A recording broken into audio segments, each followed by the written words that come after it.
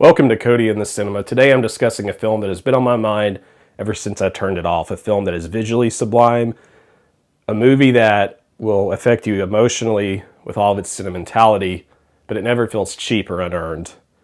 This film is called Hanagatami. Now, this was the same director who gave us House, which is very popular for Criterion Collection enthusiasts who like that sort of cult horror.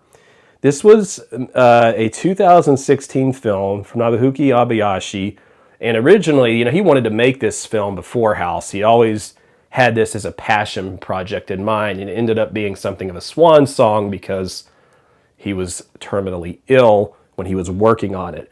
And you can feel that as you're watching. In fact, I could not help but think of the shootist of all films, a film that's completely the opposite in terms of structure and style. This is just a typical Shakespearean tragedy or something like that, with John Wayne dying of an illness and trying to correct some things in his life. I mean, it's not even about young people, but the same passion was there, the same holding on to dear life to say the last few things you can about your youth and about your life.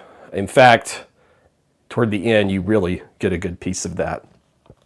And the film is, what do you want to call it, surrealist, imaginative, non-linear. It plays around with memory, space, time, everything. It can be impossible to try to make sense of it in a way. It's a scattered group of memories and collection of thoughts and ideas. It reminds me a little bit too, and I pulled this out earlier, of another great director who created an imaginative, colorful, beautiful work late in his life, Akira Kurosawa's Dreams. If you like dreams, you'll probably like the film I'm talking about now. Although this is a recollection of the dreams of Kurosawa, even though Hanagatami has these dream-like moments and sequences and memories of a young man, Toshishiko, as a child, and working together with some of his classmates. There's a class clown in there.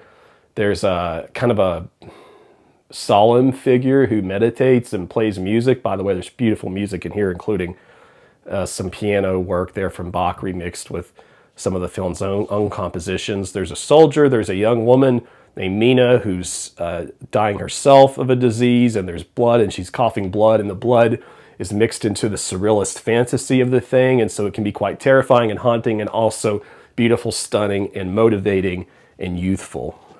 There is simply put nothing like this, despite the fact it's a long movie and it's kind of slow moving and it's difficult to understand. In other words, it's great art. I loved it. The CGI in this thing actually works. There's like a green screen, obviously, but the green screen feels appropriate somehow. Sometimes when something's overly green screen, like we saw in the Star Wars prequels, it can be distracting or inauthentic, but here it really works with the surrealist vision and fantasy. I liked it. And I think that if another director were to try this, 9 times out of 10 it would fail. There are these scenes of a festival going on right around the time of Pearl Harbor and the conflict and the war with the United States. They're these beautiful floats, all different colors and meanings and symbols at this festival. And you're really wrapped into the fantasy of it. I almost felt like I was in, what's the book called? The Wheel of Time series. Just out there in the summer or something, enjoying life and feeling full of vitality, and yet being terrified of the next step. And so much of this film is about how time gets away from us, how memories try to leave us, and of course, we hold on to them for dear life. No doubt you are going to be thinking of The Deer Hunter as you think of these young men working together, maybe taking little jabs at each other. Deer Hunter, you're going to like it if you like that. A couple other films that really had pieces of these films that sort of, I found to be comparisons. If you've heard of the Czech anarchist film Daisies, there are certain visual styles and cues that I think this is like sort of in there. It's kind of difficult to describe, and I think this film came to my mind. And then, of course, one more that I pulled out here, Grave of the Fireflies, especially with some of the colorful sequences and the immense sadness that you feel. Because, like I said, the film is sentimental, and I do think it could leave a person crying. I wasn't even sure how I could be as sad as I was watching this thing. It's the kind of film that if we already have something like House in the Criterion Collection, this would be a perfect fit.